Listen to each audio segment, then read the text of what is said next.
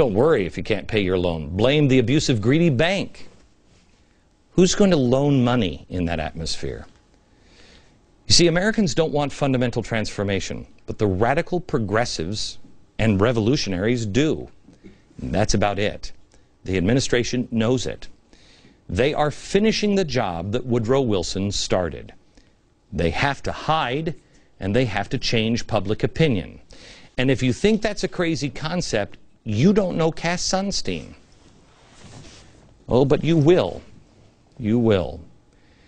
Now, how do you change public perception? How do you do it? Well, Woodrow Wilson faced a similar dilemma. I just told you, World War I. World War I in 1917. He had a lot of things that he had to do. He had to change the minds of people. He created the Committee on Public Information using a hand-picked propaganda guru, George Creel, along with Edward Bernays. Okay? These guys are revered by most. I think they're some of the spookiest people alive. Walter Lippmann definitely is, and journalists practically genuflect when they hear his name. Bernays, he was great. The Nazis' top propagandist, Joseph Goebbels, kept copies of Bernays' writings in his own personal library. Creel sought to make associates out of the media, and then went on a mission to get all Americans to conform to the pro-war viewpoint. In fact, he said, and I may quote, "It was, of course, the astounding success of propaganda during the war that opened the eyes of the intelligent few in all departments of life to the possibilities of regimenting the public mind. It was only natural after the war ended that intelligent persons should ask themselves whether it was not possible to apply a similar technique to the problems of peace." Ooh. And they have. Wilson set the table by passing the Espionage Act of 1917 and then the Sedition Act in 1918. They empowered government to suppress and punish disloyalty and subversion, ban all seditious materials from the mail. Seditious materials at that time included anything that might impugn the motives of the government. That's sedition. If you define sedition the way Woodrow Wilson did, then I guess I understand why everyone says the Tea Party goers are anti-government and seditious. Hiram Johnson, progressive senator from California, said, "You shall not criticize anything or anyone in the government any longer, or you shall go to jail." Is that the America you want to live in? See, people say that that'll never happen in America, but it already has. And this isn't the only time. Once everything was set in motion, here's what happened. They made lists of the most dangerous Americans, people who just said that this is a bad thing. You can't do it. You're against the war? No, no, no. They used the DOJ to set up prison camps because they were grabbing all these people up. The Department of Justice prepared the list of people considered dangerous and attempted to register all male and female German aliens. By the end of the war, the U.S. government had arrested more than 4,000 people on charges ranging from espionage to just making pro-German statements. Prison barracks were established at military bases all around the country. Then you go back to California. They banned books. The California Board of Education, for example, banned the teaching of German in schools, calling it a language that disseminates the ideals of brutality and hatred. It's hatred, German. The states of Iowa and Nebraska banned instruction of any foreign language in schools. In Cincinnati, the public library was asked to withdraw all German books from the shelves. The Red Cross then decided that they had to ban any German Americans working with a German name. They couldn't be in the organization. German names were scrubbed from buildings and streets. I told you last night, Schmidt became Smith, Mueller became Miller. In Minnesota, there was a minister that was tarred and feathered because he was overheard praying with a dying woman in German. Tarred and feathered for praying with a woman in German. It gets worse. In southern Illinois, a man was lynched in 1918 for no apparent reason except he happened to be of German descent. That's really interesting here because what Wilson did is excused and promoted PC violence. What happened? What happened to the group of people that lynched a man of German descent?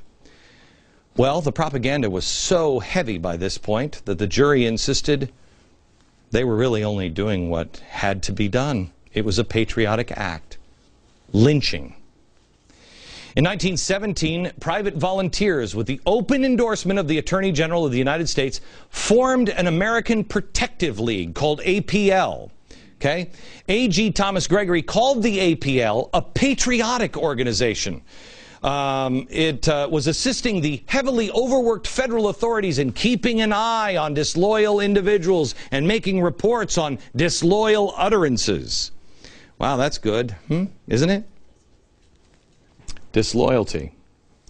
The APL, by the end of the war, the organization had 250,000 members who defined their mission as spying on their neighbors, eavesdropping on suspicious conversations, intercepting and opening mail and telegrams of people suspected of being disloyal to the government, and reporting to the authorities any evidence of disenfranchisement with the war effort. Other similar groups included, and please, I ask you, we have been looking for the last couple of days for pictures of these. This history has been so cannibalized. We can't find anything, but I know you can. Look for pictures and things on the National Security League, the American Defense Society, and I love this one, the Boy Spies of America. They were modeled after the Boy Scouts. This history has been erased. Search everything you can. Try to find anything on the Boy Spies. We couldn't find anything. Watchdogs, email us for this. Put it on Twitter and email us at becktips@foxnews.com. Okay, so all this happened in America. Oh, well, that's crazy. You got it? You got it? Making lists of people, using the DOJ to set up prison camps, banning books, calling German the language, hate speech, Red Cross banning German Americans, excused and promoted PC violence, engaged in 4-minute men, they infiltrated the citizen groups, and they also intimidated the press. They also read private telegrams and mail. They spied on Americans and said, your neighbor could be bad. Watch him. That was less than a century ago, under a president who I think is one of the most evil presidents we've ever had. But you didn't learn that in school, did you? No, you didn't. Okay, he put a boot on people's throat. That's what Wilson did.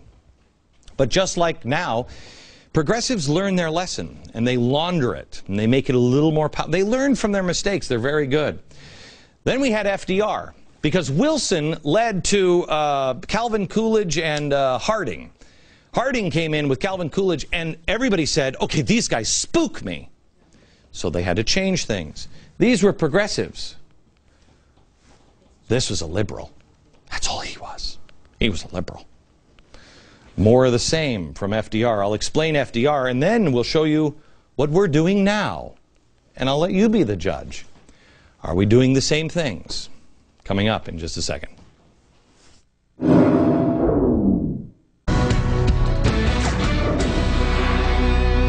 Yesterday, we began with Woodrow Wilson laying out the staples of progressivism, which we had up on. We're having technical difficulties with some of our screens tonight, so we're writing it on a chalkboard. We've got so many chalkboards. We're writing it on another chalkboard. I'll give it to you in a second because you need to see it. But basically, here they are, because Wilson, FDR, and Obama are doing it. And that's these things. 1, the government elite knows best. The public is uninformed and incapable of choosing what's best for them or for the society on whole. True public opinion is denied. Alternate realities are created and presented as truth. Propaganda. So, they know better. Your opinion doesn't matter. They'll just teach it to you through propaganda. The second thing is, voices of opposition are discredited, intimidated, bribed, or eliminated. Number 3 thing you have to know, progressives use war or the moral equivalent of war. A global warming crisis or an economic crisis. That way they can push their progressive agenda through, which always includes the suspension of basic rights. Because remember, you're not smart enough. They'll take care of it. Never waste a good crisis. The ends justify the means.